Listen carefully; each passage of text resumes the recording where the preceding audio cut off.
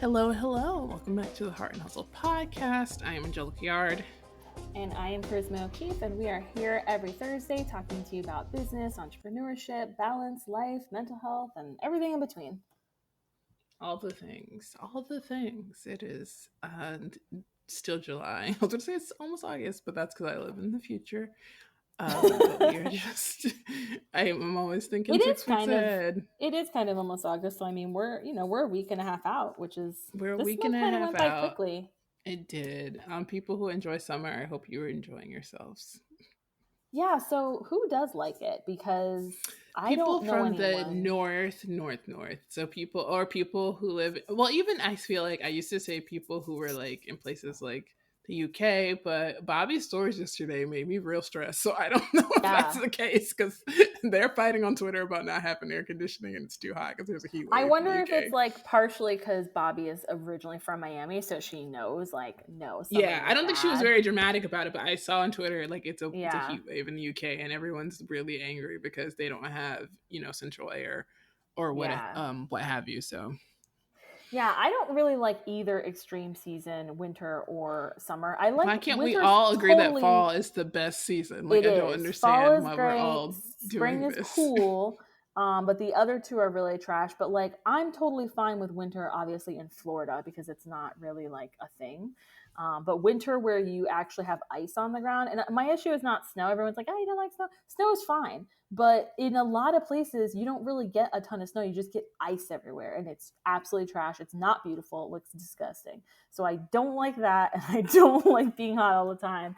I'm just, I guess, hard to please, and I just, can you imagine if it was like fall all the time? If like, let's say that we like did a good It should job be with fixing the fall earth all and the we got time. rewarded with it just being fall all the time, I would be so happy because I love being cozy. I love practicing hygge. Like, I just love like just having like a cozy little fall moment. It has the best food, the best scents. Like, there's, oh, it's just the best. Fall all year round. That's, if I was like trying to be one of these billionaires who go into space, instead of going into I space, I'd quite try to figure out how to literally make fall all the time. That's what I would be spending my money on. I'd be was like, can we about to fix the earth say and also make it fall all the time? I do not Better care use of about time, any rich human or use of being money rather. going into the upper sky. Please do not ask me my opinions about rich people going into the upper sky. I do not care. I don't want to hear about it. I don't want to talk about it. I don't care about this man's lip fillers.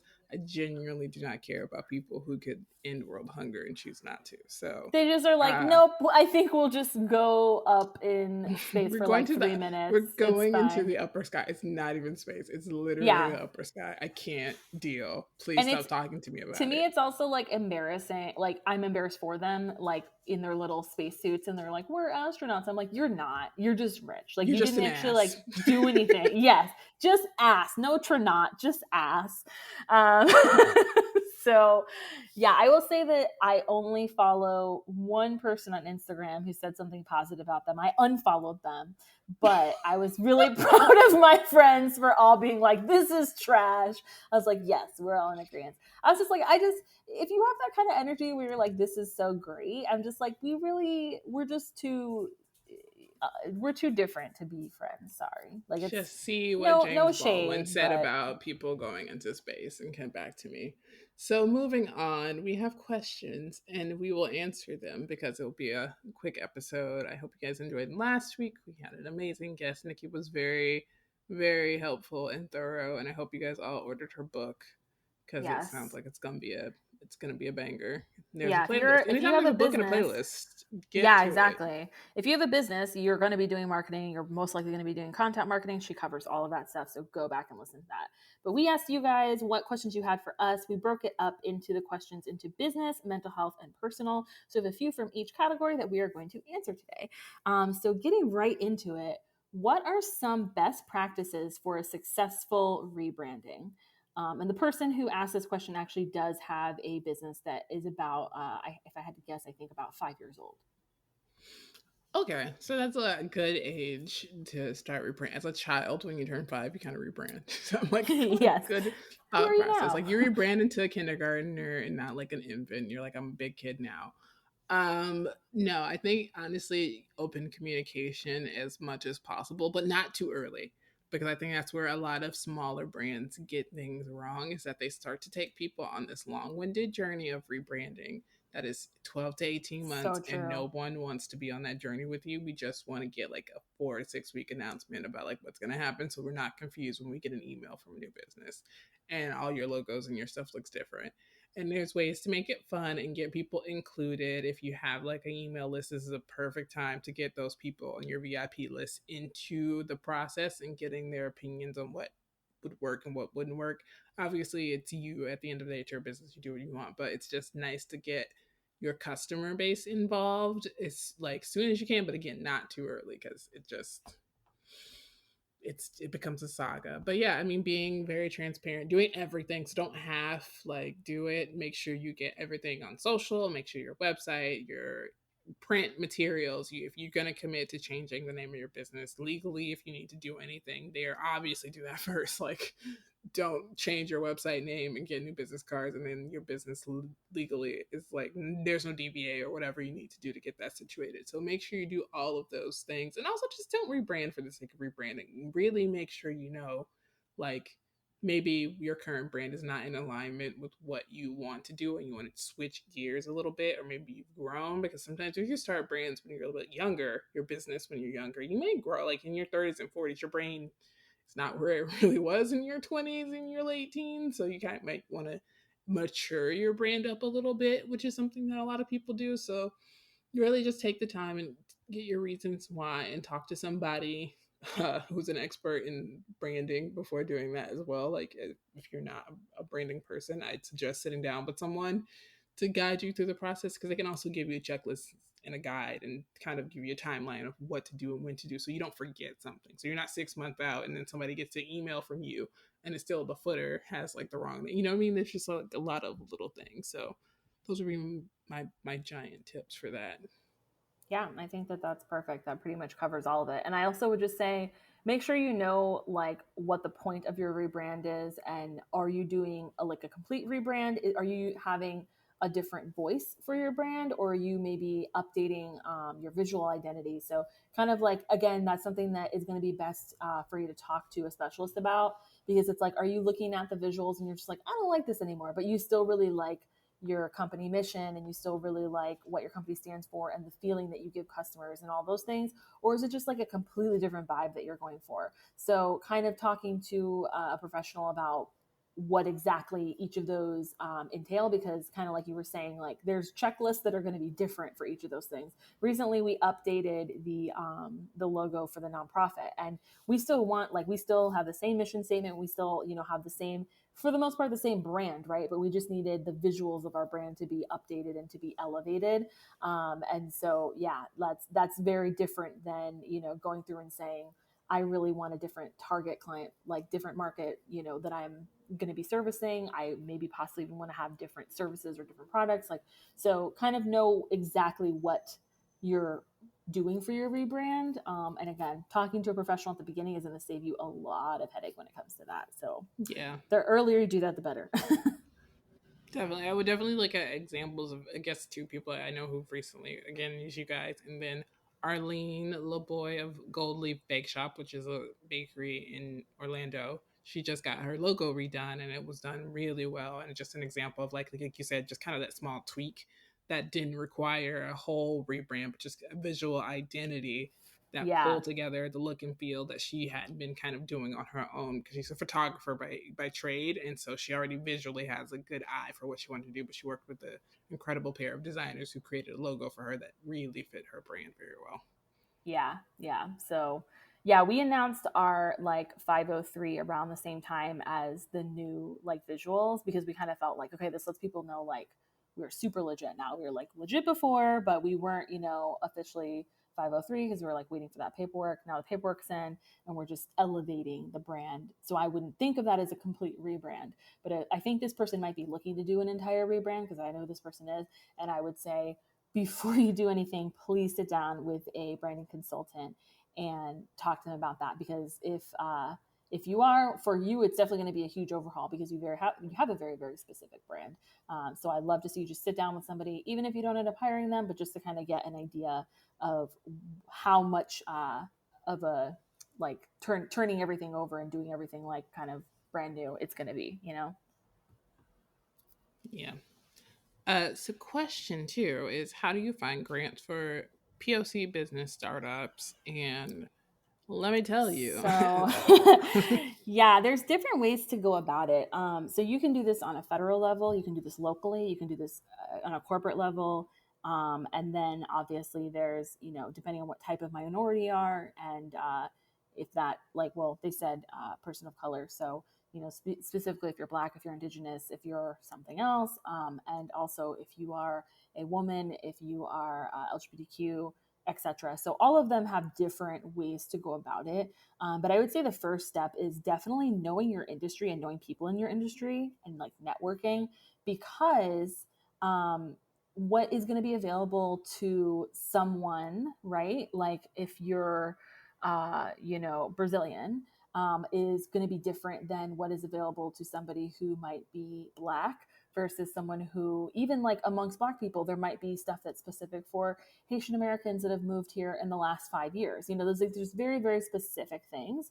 But if you're looking for federal in general, it doesn't really matter, even if you are, you know, a white male. Anybody can check out federal stuff and look at like grants.gov, USA.gov, the Small Business Innovation Research and like technology transfer programs, which those are specifically going to be like tech things.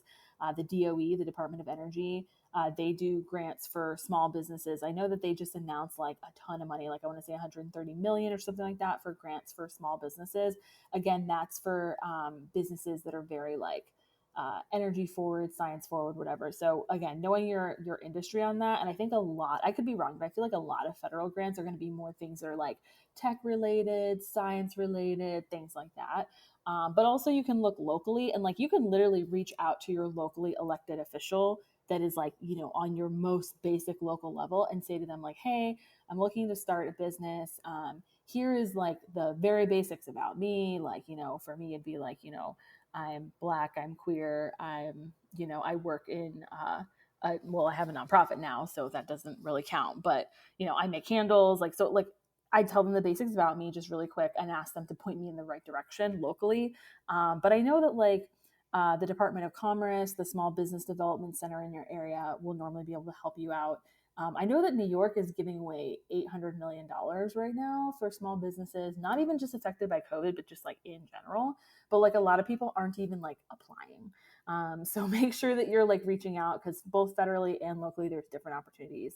Then corporate, I mean, there's a ton. Places like FedEx, even evil places like Amazon, give, you know, money out to small Not businesses. evil.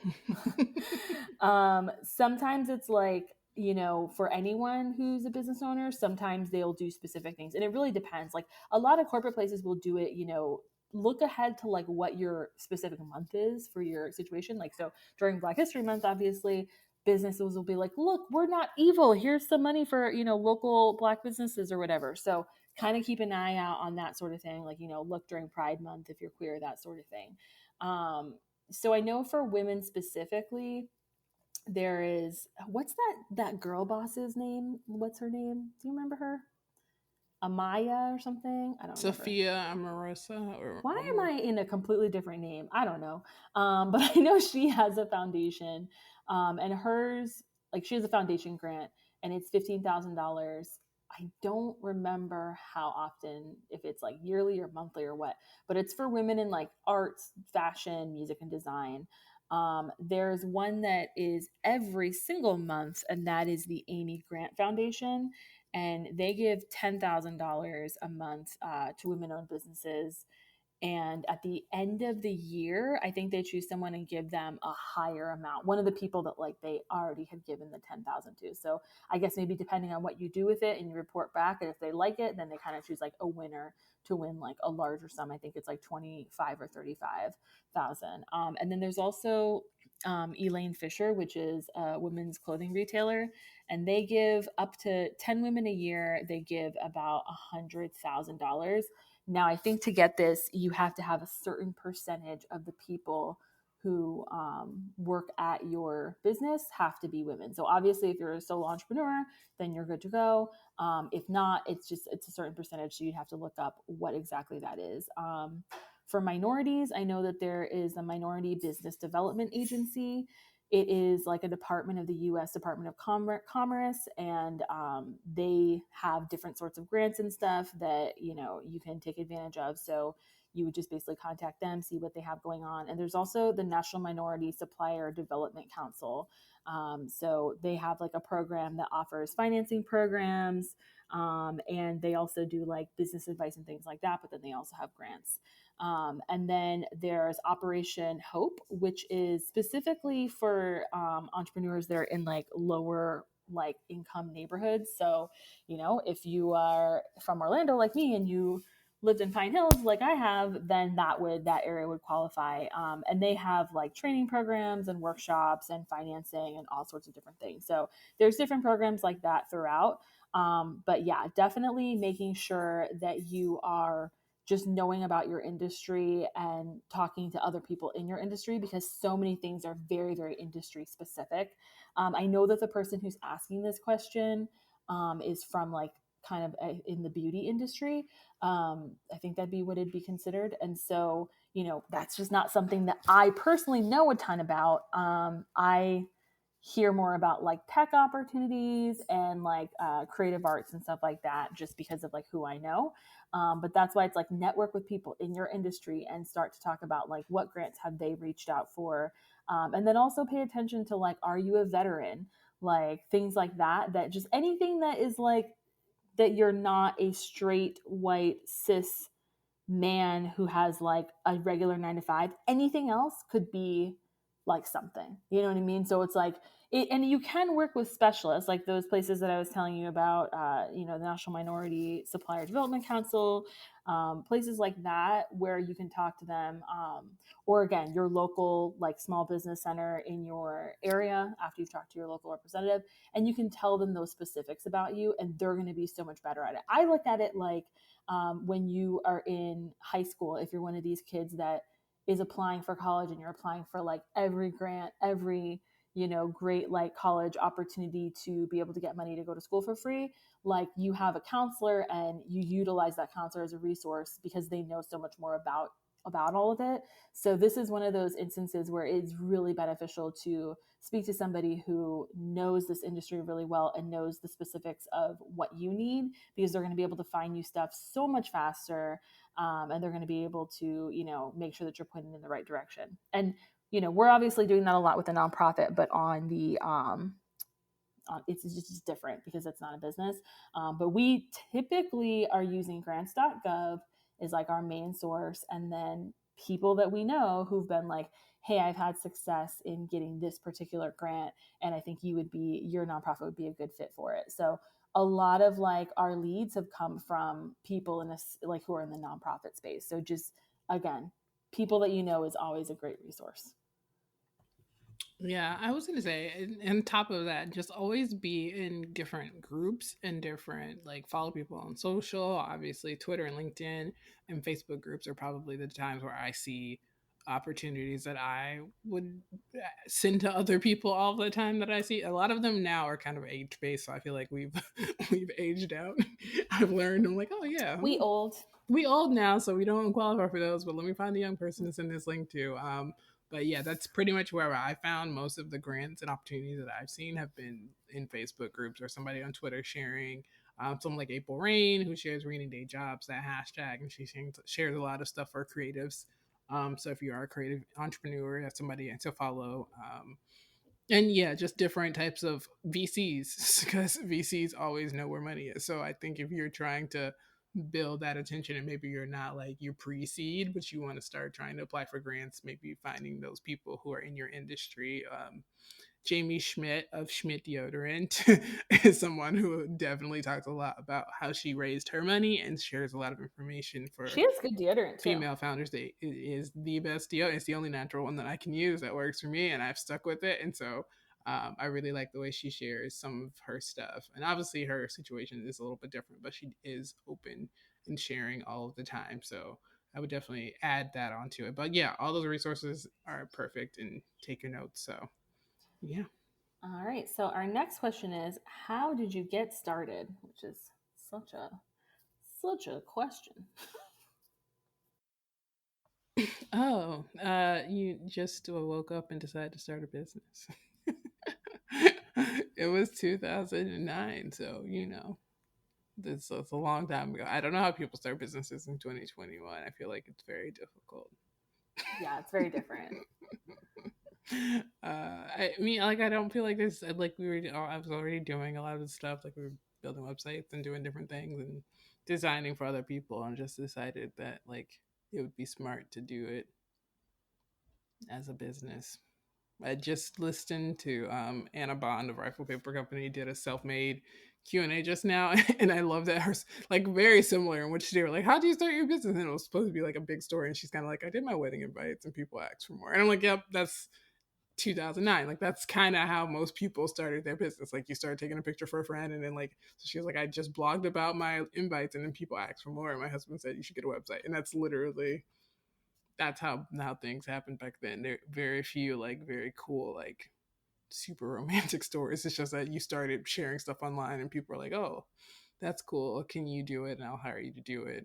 So I feel like so for me, I was going to school. I was in college, and I got a internship my senior year. I was studying psychology, got an internship quickly, which was awesome. And I realized in that internship that I did not want to be a psychologist because I thought I wanted to like have my own practice.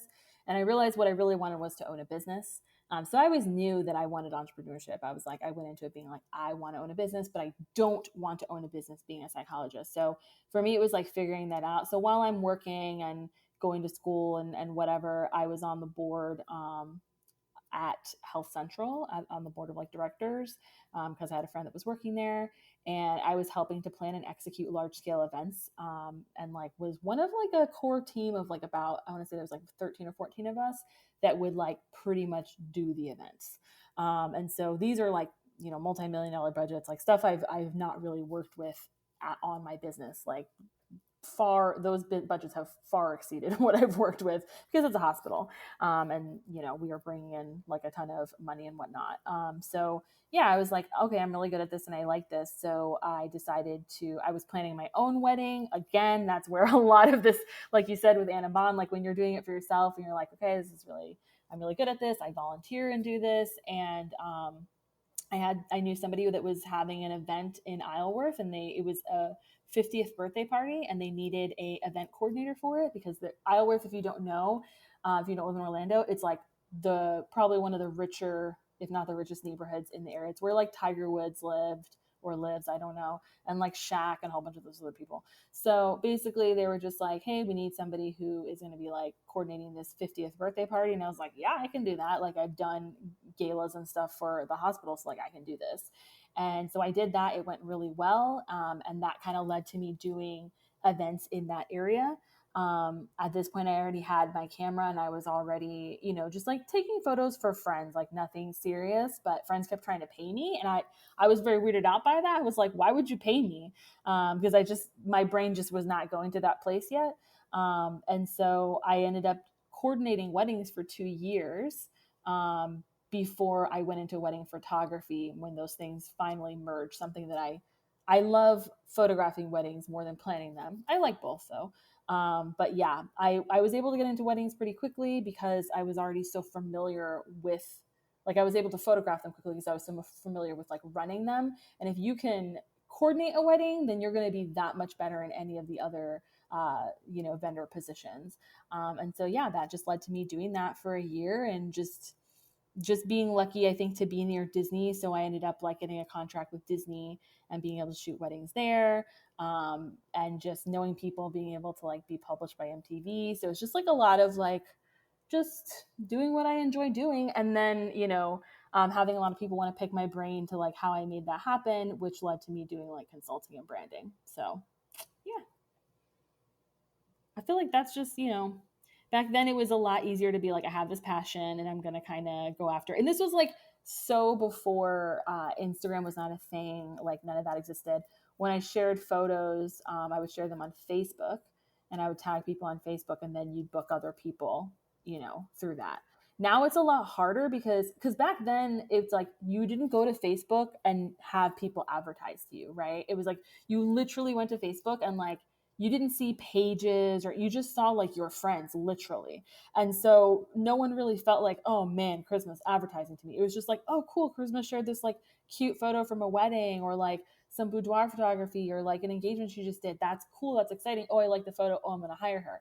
Whereas now you have so many people like competing. So it is really different in how you create that content marketing, because everywhere we go, Instagram, TikTok, whatever, we're just constantly being, people are like, buy this, buy this, buy this. So yeah, I do think it's a different market getting into it now. It's really a lot more challenging. I would not suggest that you just post photos on Facebook and tag people and call it a day. Like you really have to have a completely different strategy now going into it, than you did like, 12 years ago. You're Yeah, I will so say the old. people I know who are finding really good success have like magically blown up on TikTok. So if anyone watches, and Yeah. I talk about Millennial Money all the time, CNBC YouTube show, but like most of the COVID like businesses that they talk about that blew up is just people being like, I posted this thing on TikTok and it blew up. So maybe that is where, the same Yeah. kind of. And I think like when there was a time when it was like, okay, it wasn't working anymore on Facebook, but like you would definitely go, I was seeing people go to Instagram and find that growth there. And yeah, now I think it's moved over, to TikTok. So and I think it's important to have like a strategy, and because I don't really think when I started out I did. I just think that I was like, I really and I did, but I didn't think about it. Does that make sense? It's like I would be like, okay, here's the wedding. These are my 5 favorite photos. I really want to share them with everyone. I'm so, for me, it was like I was just really excited for people to see them. Like I really wanted like the couple to see them, and I really wanted my friends to see them so they could see that I did a good job. And I was just really excited about hearing from people that were like, you did a good job. It was like very like wholesome. It wasn't like I'm going to post this so that more people will hire me. Like I wasn't even like thinking that way yet. But now you have to kind of think that way going into it. It most of the time, you're going to have some sort of strategy and be, consistent with posting. And that's just really because the algorithm will bury you. It's not to say that you can't post something and people will like it and be like connect to it and want to work with you, because that's, people will definitely still want that. It's literally just that like Instagram will be like, well, we don't really want anyone to see it, so we're just going to bury it. TikTok is doing that less, although they're starting to do it now, and especially the Black creators. But there's, over the past like year, they've been doing that less. So it's just been easier to find people on there and connect to people.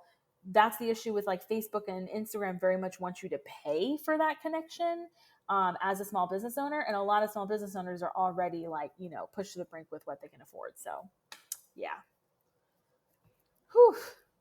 All right. Well, All right. next This question. next question is hilarious. It says, when is Valkyrie going to be in charge? And they wrote it, I made 3 different options. Like you could write under business, you could write under mental health, you could write under personal. And they wrote it under business. So I'm assuming they're asking when Valkyrie is going to be in charge of my business. And she's already in charge of my life. Literally, we had to like push back recording because she demanded that I take her out, even though I had already just taken her out.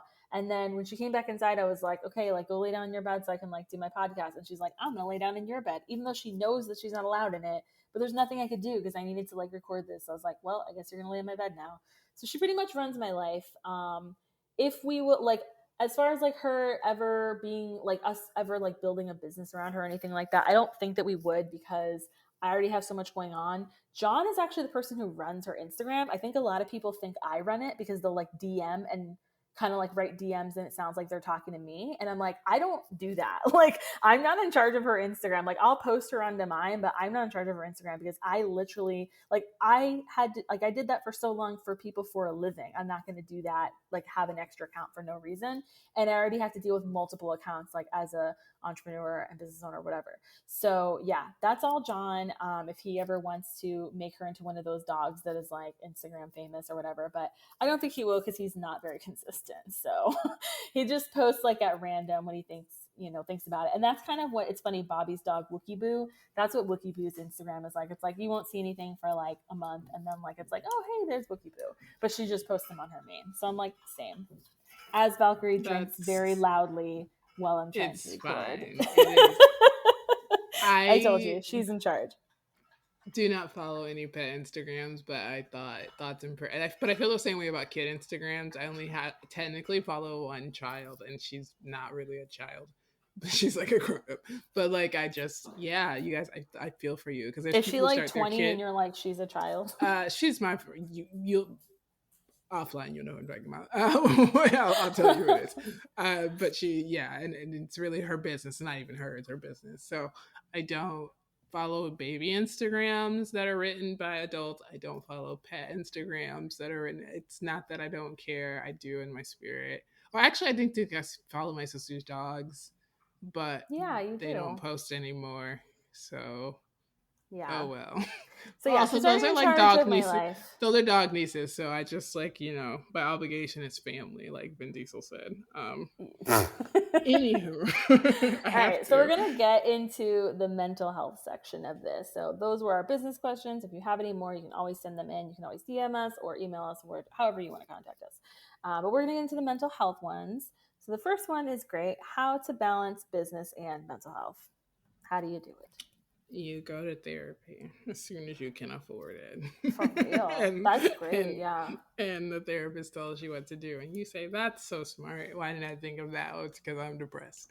And you Yeah. do that. Yeah. But honestly, before, if you don't have, like, if you're in the startup phase and the struggle phase, you have to take breaks that are smart and meaningful to you to do what you want to do, because what happens is a lot of people start doing activities or other things that they're supposed to do.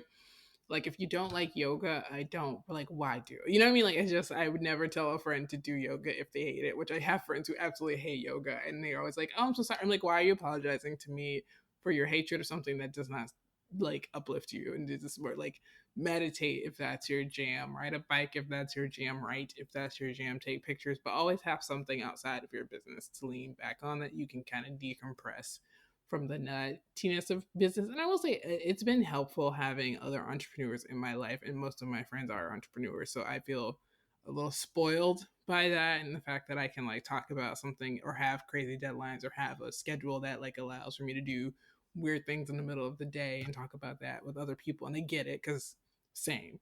So if you are kind of on the lonely island, I do think it'd be a little bit more difficult, especially if like your partner or your spouse is not an entrepreneur and they work a 9 to 5.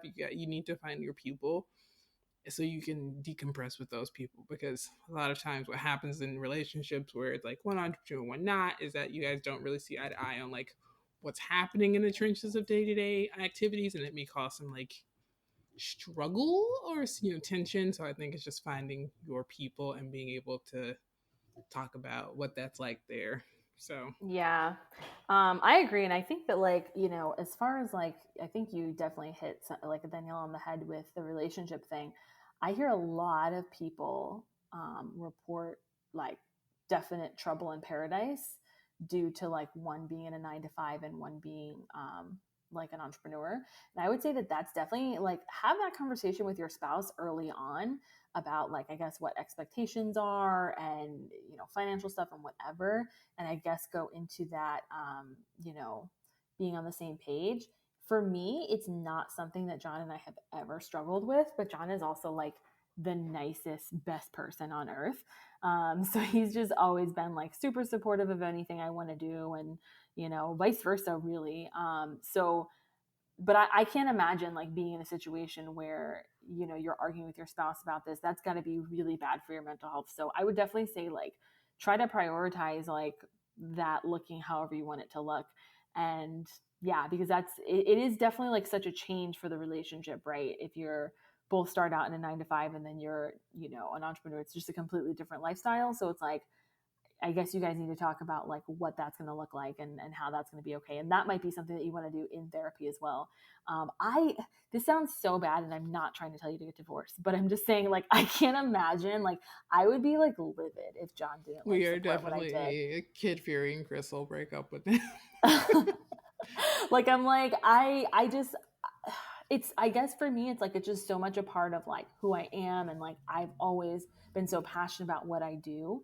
And so if John didn't support that and was like And I'm talking about like, I mean, I've heard girls like women talking in like private entrepreneur groups, and they've said like, their spouses have said and done some pretty like not nice stuff about their entrepreneurship.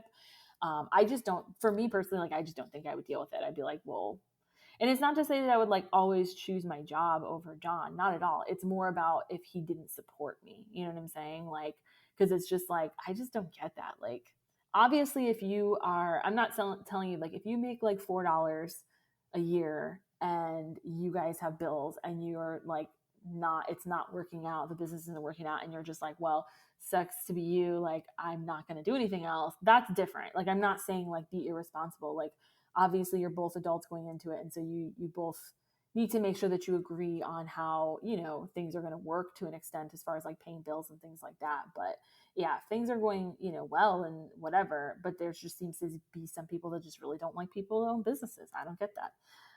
But as far as like the rest of like mental health stuff and balancing that with business, I will say that for the better part of a decade, I didn't. So just being completely clear there, I would always let business, come before my health and physical health and mental health. I would let business come first because I am a Capricorn, and I'm just very like, I grew up without a lot of money. There are times that we lived in poverty. So for me, I was just like, business has to work. I have to hustle. I have to grind. And that will come before my physical health, my mental health. And I wasn't really taught anything differently than that. And so that was just the way that I operated for a long time until it became too much. And I was like, oh yeah, you definitely need to like shift your priorities. And I will say that for me, the way that I balance it, if I'm being completely honest, is that I don't, but it's flipped from before. So before business was first, and now my mental health is first, right? So my mental and physical health comes before work. And how I make sure that that's the case is it's a daily thing. So before I start work every day, I have built into my schedule that I'm going to meditate, I'm going to do some yoga, my stretching, and I'm going to go for a walk, whether it's outside if it's a nice day, or even just like walking inside if it's not so great out. And I'm gonna I try to get in like 10,000 steps a day. So I try to make sure that I have at least close to that during my first walk of the day. And yeah, I do all, and I eat a good breakfast and have like my supplements and stuff. Doing all that before I even get to work then allows me to really, really focus on work and not be like, because I will work, and then not do the mental health stuff. Whereas like if I were to work first, whereas if I do the mental health stuff first, it'll always get done, and I'll always still work. Like work is the thing that I know like I'm not going to not do it. So I kind of have to just put my mental health first. And it's a daily practice every single day saying, okay, 3 hours of mental health stuff all at the beginning of the day before I even get into work.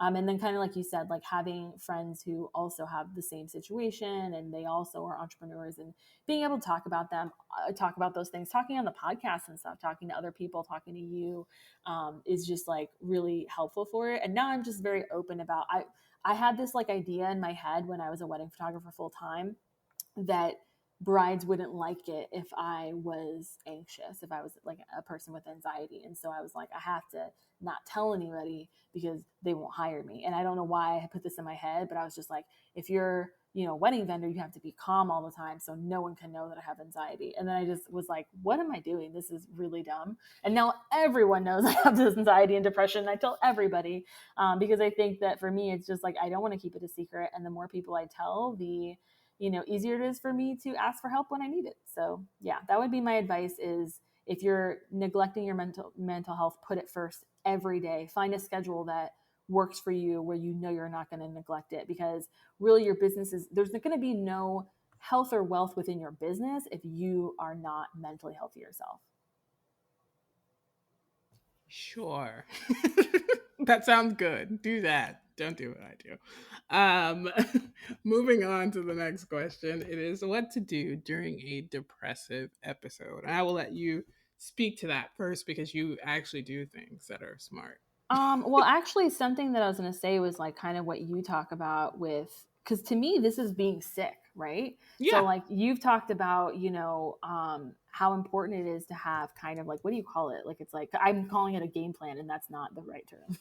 Oh yeah, you're just having like I mean, I guess that is like your It's mental like health plan, your you, whatever plan, yeah, like like your if you were to be sick, like if you were to like break your, ankle and you had to go to get surgery and you're going to be like not able to do stuff because you're going to be on like these really strong meds or something, you would have in plan this like a place in plan, yeah, just for right? your business, like your short term illness, whatever that may be. You know what I mean? Like you just have a plan in place for people to be able to do the things that need to get done or things that need to be happened while you're out of commission. Yeah.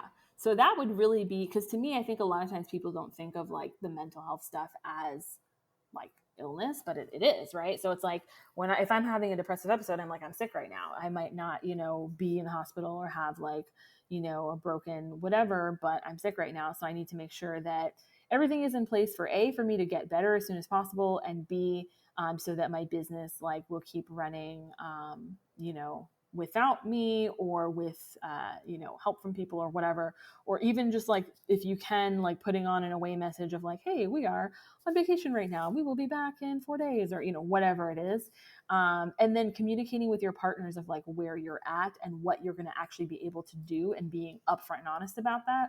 I think that obviously like if you have depression or something like that is going to continue to be a thing, it is important that your partners know so that like it's not going to be something where you're just telling them for the first time and they have no idea what's going on and don't know that you're going to need space and time or whatever. So make sure everybody you work with is well aware of like what your situation is.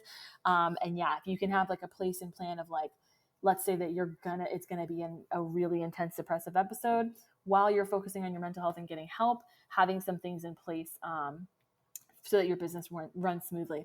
I really like my job, and I think that, not to say that people don't if they're not able to do it at the moment, but for me, I think that like running the nonprofit and running Kismet and Christmas is very different. So if I'm depressed, I can often still do candle work because it's like a physical like nice thing. I don't pour during the day if I'm depressed. I pour at night. I don't know why. That's just how I work, but it's really actually like therapeutic for me to make candles at night if I'm depressed, and it'll like really actually help with my mental health. But if I'm depressed, I don't want to do anything to do with like boxing and shipping and all that. So I will make the candles, and then John will ship them and make sure that they get out if I am having an episode.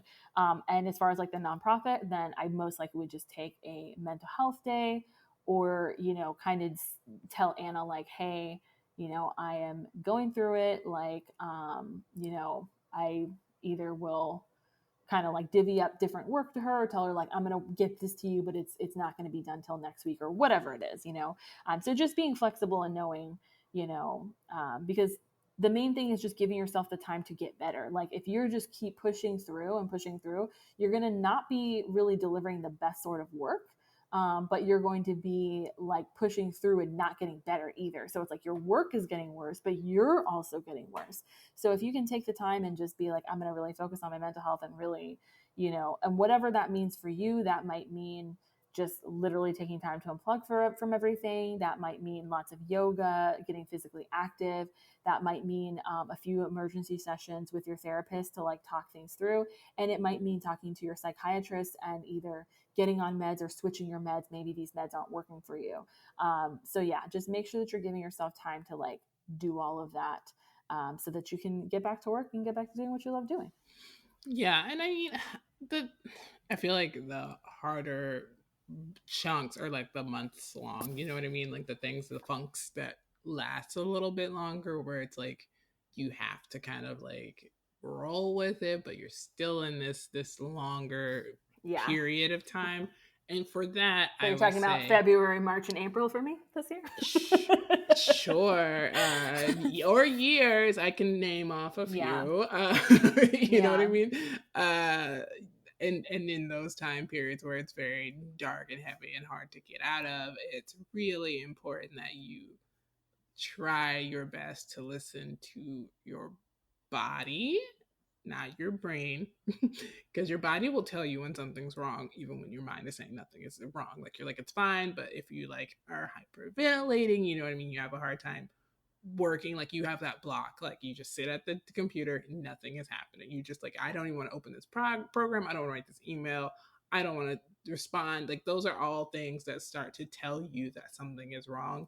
Start to listen to those. If you can, try to get help immediately, because there's definitely signs that, like, if you're at the point where you physically are like sobbing, you know what I mean? Like every morning before those are signs where you need to talk to someone to help you come with a plan that you can get through your day to day and ease out of it, because it may take longer. Because a lot of times what happens is that we ignore what you're saying, that short term, like you wake up in the morning, you know something's happening, and you ignore it and you just keep pushing on and you push on, and you're like 6 months into that push on, and now it's too, like, you're too far in, you're too deep in, and now you have to figure out and do long term. It's very much like gaining weight and losing weight. It's very easy to gain weight. To lose weight is hard for most people. You know what I mean? So you have to do that hard work, and so it's an everyday thing. So you need to be more smart about your time and really setting very strong boundaries with people who trigger you. So if you have problem Whew, clients, if you goodness. can, A in those word. relationships, because those Yes. people will drag you down Yes. and it Drag, will not honey. get any better.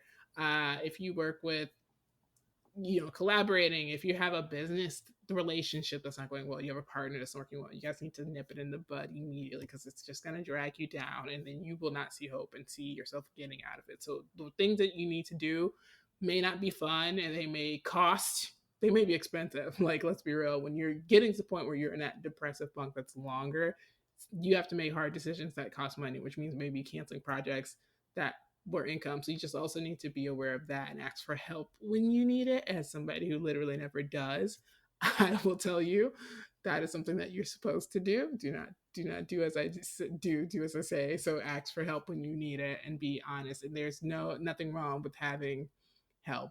Like, there's no point of being proud about something if you're at the point of, like, you know what I mean, like despair, and in that bad of a headspace. You need to figure out what you can do to help get the people around you to rally together so that you guys can work together to get you out of that space, because it can be costly in more ways than just financial. And I don't think it's worth, harming yourself or losing your life over something that could be easily done just by like canceling a client project. Because guess what? When that person's gone, you never hear from them again. 9 times out of 10, you don't think about them anymore. Like, they disappear. And when you work on that progress and you get to a point where even hearing that name no longer stresses you out, that type of thing. So definitely, just be aware of, if you can fix your situation early, please do.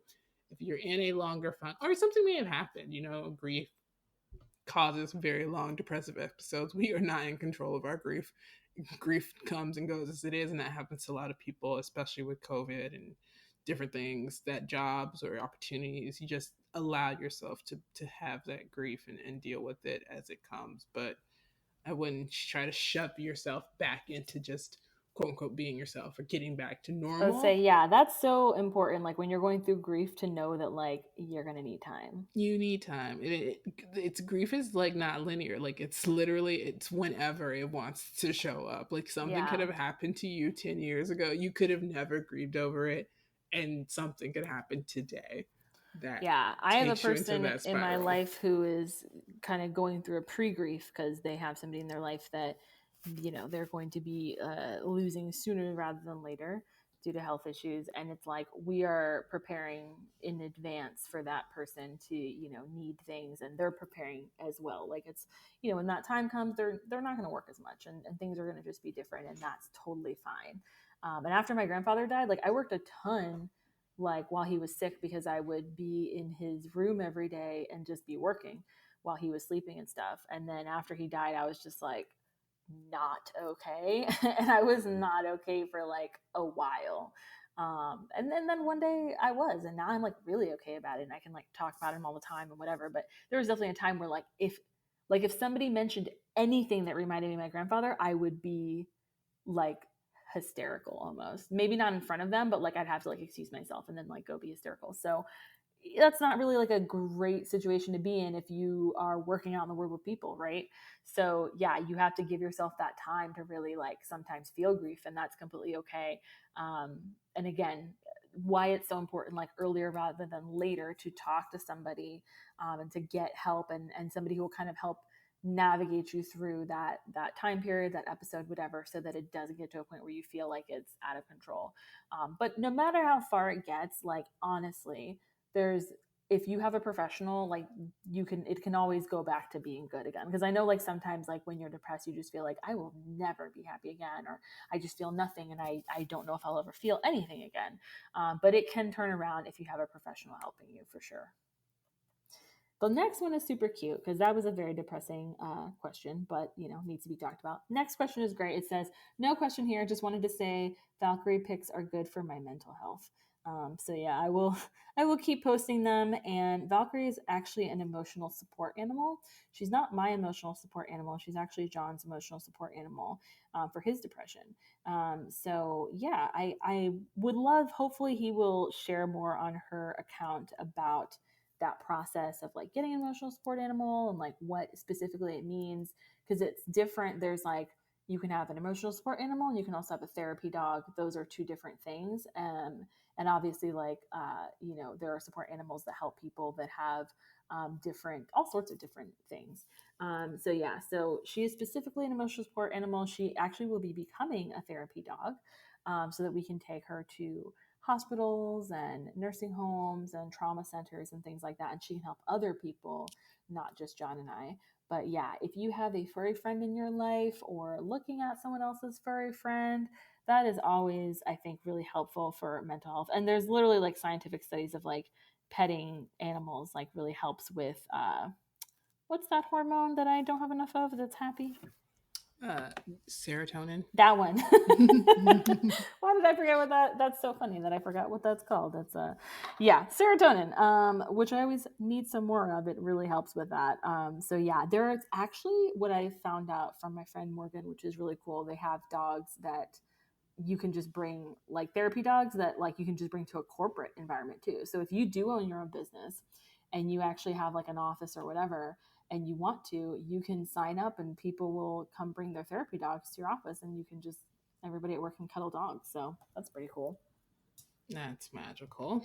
I Well, love we'll it. move on into these personal questions, and we'll try to be quick because I don't want to spend all my my afternoon on this podcast. And I know you guys, you like a long episode, but we push the limits recently. I get it. But how do you maintain a healthy friendship and working relationship? And I'm just gonna assume that is in like you working with a friend on a professional I think it level. means us because they were asking us Oh, us specifically. specifically. Yeah, yeah, yeah. Oh, Because these are, we I spent the said first specific 90 stuff for us. minutes of this phone call talking about non podcast things, and then we decided to record a podcast. Yeah, I think that a very important thing for people to know is that we were friends for quite a long time before we started working together professionally. And so our relationship did not, our friendship did not like just revolve around working together. So I think that that has been super helpful. Like we're actual friends in real life. Our husbands are friends. I know your baby. Like our friends are friends. Like we're friends with each other's friends. Like all of that stuff. So the friendship was there first, and it was a good solid friendship with literally no drama at all ever, which is how I think we both knew that we could go into having a working relationship and for it to be fine. And I think we're both really great at communication. You're better at it than I am because I will like not anymore, but like sometimes I would be like, oh no, is someone mad at me, when like no one is mad at me and nothing even happened. But it's like I remember like when we first started like emailing each other, and like if you didn't, like if you just emailed a sentence, I'd be like, oh, Angelica hates me now, what did I do? And you'd be like, no, I just don't put like 8,000 exclamation points and a happy face after everything like you do, and that doesn't mean like that anything is wrong. But you're the type of person that I could also be like, is everything okay? And you'd be like, yeah, girl, I just sent like a regular ass email, can you just relax? So yeah, like you're a very straightforward person, which is helpful, because I'm an anxious person that would make nonsense up in my head, but I don't really do that with you because you are straightforward. I've dealt with friends in the past that would be like mad and not say anything and stuff like that. So we just have never had that sort of relationship. Like we're just, I think that for the most part, like we're just like, we don't like drama, we don't like that stuff. Like we've just had a conversation about how like how these people do the most and how it's exhausting to us, even just to hear about. We're like, how do I'm you physically exhausted by this how do conversation you we had, and do I need a break. how like these people out here do all this stuff and we just find it exhausting. So I don't know if it's just because like we're both black women and that's an exhausting can be an exhausting thing to just be in America, and so we're just like we just don't want any more drama in our lives like Mary J said. And yeah, so we're just friends beforehand. I there's definitely, I will say I've had, situations with people that I've worked with who are friends, not in this large capacity of having a working relationship together, but smaller working relationships that did not go well. And for me, like I swallowed the work part of it to just keep the friendship going because that's just how I am. But it just makes me like, it made me a little more hesitant to work with friends. I would only work with a friend like you who's just like straight up, no drama, like just straightforward person. So I Yeah, think I that's think probably, also like being honest and open about obviously your strengths and your weaknesses. Like I told yes. Prisma, I don't want to post on social media unless I need to. Like it's just not my jam. It's not my favorite thing to And do. I'm like, I don't understand how this podcast gets from you and me talking to a place where I can share a link and what, like, you edit it and like get it to the internet. And I'm like, I don't know how that happens. And I was like, especially when we started, I was super busy and you were super busy and you already knew how to do that. And I was like, I don't want to add that skill to my, skill set right now because there's so much else going on. And you were like, cool, I don't want to see social media ever. So it's like just little things like that work really well. Yeah, and it's for people who want to know how to do things like that. Like yeah, being open and honest up front.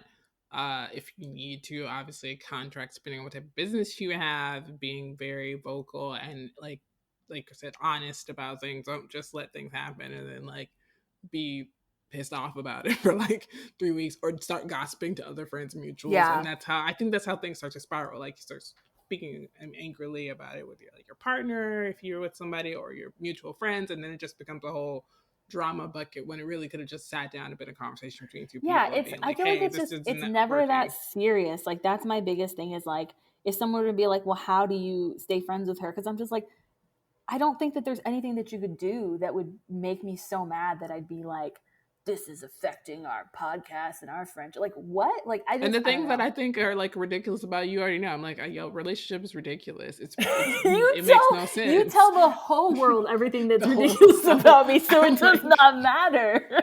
that's not you're like surprise. So your if any of my you're friends like your marriage is asked, gross.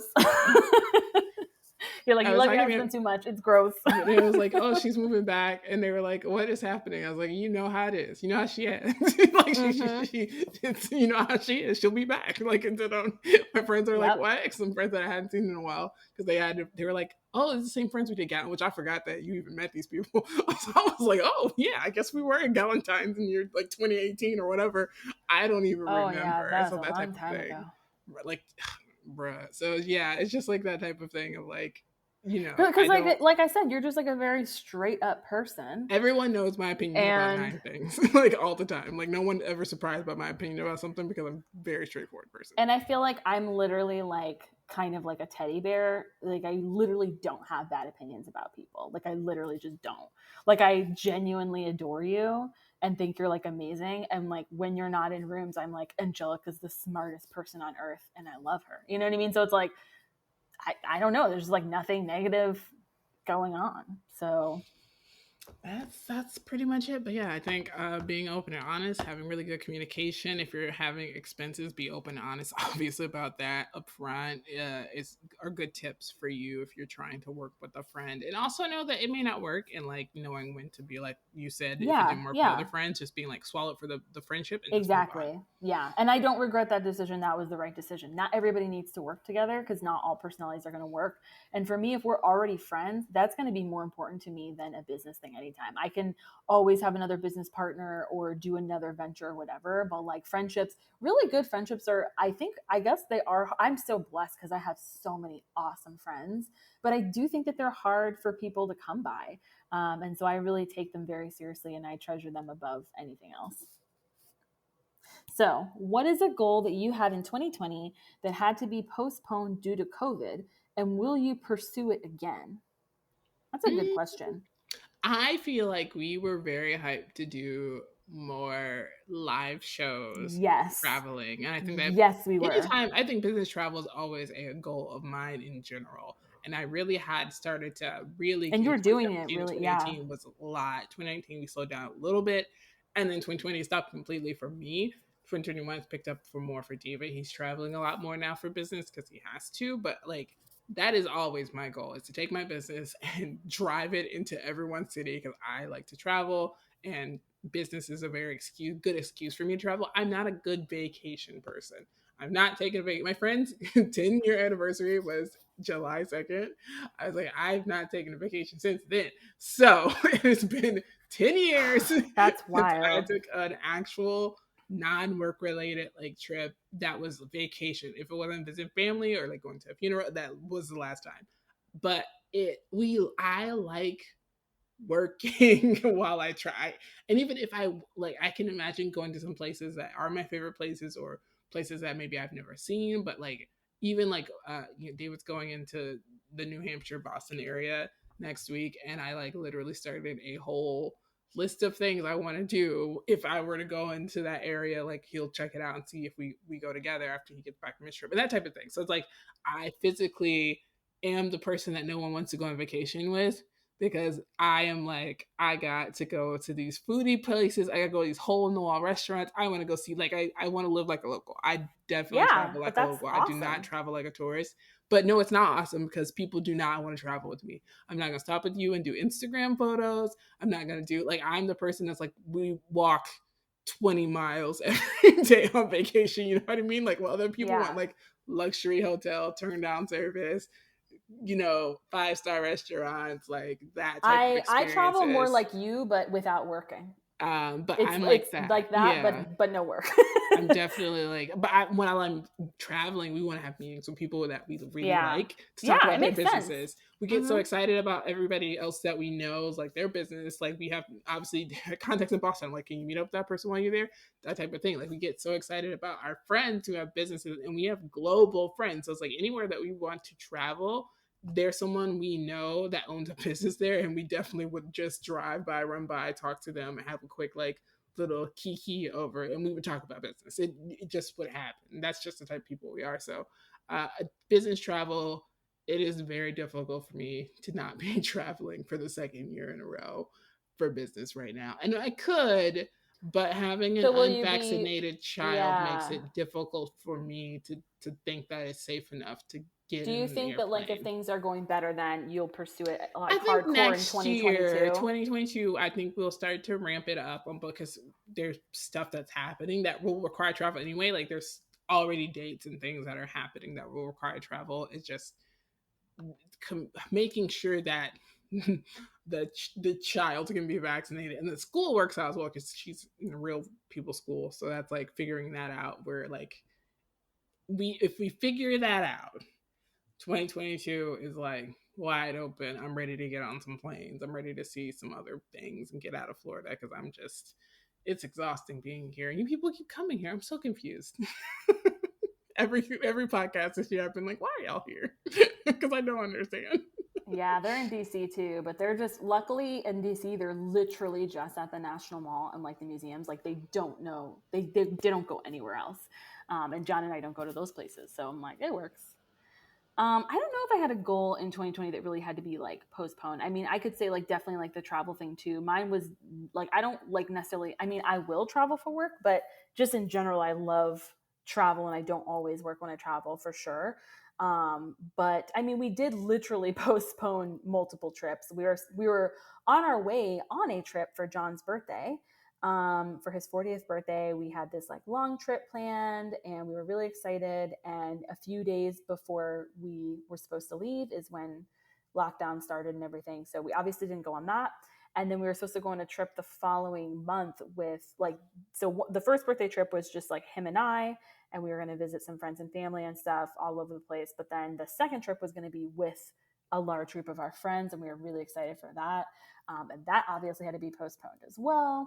So yeah, so we did postpone some travel that I was super excited about. I think that it's kind of changed, I guess, like what I want to see travel wise. I still want to see literally everything, but I do think that when I start traveling again, I will travel like not as far away at first, because I think that like if I can start, like John and I have talked about in the fall, like the possibility, and we'll see how the Delta variant is going and stuff, but the possibility of like driving to some areas that we haven't been and like driving there, so we don't have to fly just yet, and like ordering food out, like and bringing it back to our Airbnb and things like that. So we'll still get to like check out a different area, but we would kind of still be like just very very cautious while we're there and not like necessarily doing all the things.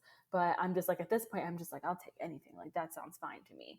And so yeah, so I think that we'll probably gear back up that way. But I want to go to another country again. Like that's definitely on my list, and that will definitely, I don't think, be until 2022. I just don't feel comfortable enough with that at the moment. But it's kind of like, I feel like 2020 in some ways was kind of the opposite for me, because I went into the year, I was about to sign a new contract with Disney for photography, and I had my branding and social media clients, most of which were in Miami area. And then this COVID happened, and it was like I had to switch gears, and I had always wanted to run a small shop, and I had always wanted to open a nonprofit, and I had already kind of like started the small shop, but I hadn't like really had time for it because I was just so busy with weddings and photography and branding. And so everything just came to like a halt in Florida specifically, everywhere. I mean, the whole world, but Florida was like a very big hot mess. And as far as like businesses, like, small businesses were having a difficult time getting loans and such. They were going to like big businesses. So it was just like a mess. So it really gave me time to focus on Kismet and Charisma and to focus on Love Doesn't Hurt. So in a sense, it was kind of like the opposite of like having to postpone anything as far as like professionally. And I think for John, it was kind of, we're super lucky that it was kind of the same, where he was able to kind of like explore a new school and a new district and all this stuff. And he has like some announcements coming forward with like his like promotion and stuff for heading into this year. So yeah, so it's, as far as like work has gone, I haven't really had to postpone anything, and things have been cool work wise. But personally, yeah, I have not been able to travel. I've not been able to hug people. I have postponed so many hugs, you guys, so many hugs. And like, I love hugging people. So I'm going to hug people all 2022. I'm going to travel a lot. I don't even know what country I want to go to now, because now I've, spent so much time just looking at everything, and I'm like, I just want to see everywhere. And really, I just want to do more like creative projects. Like, that's definitely something that it's not to say that I couldn't have done in 2020, but mentally it was hard to create in the way that I wanted to.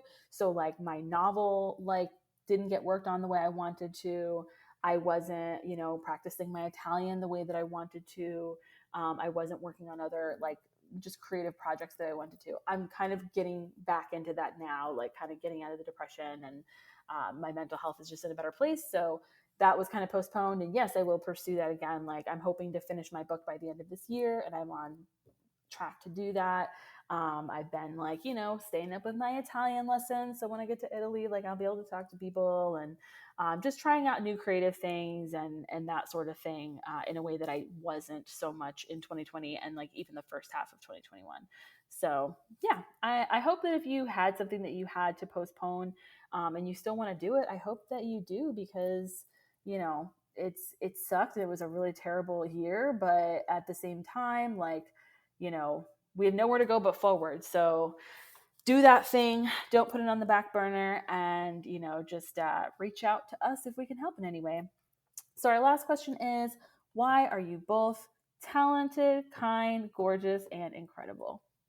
You know who wrote this too. She's a friend of both of ours. Uh, you're ridiculous. I am definitely not kind.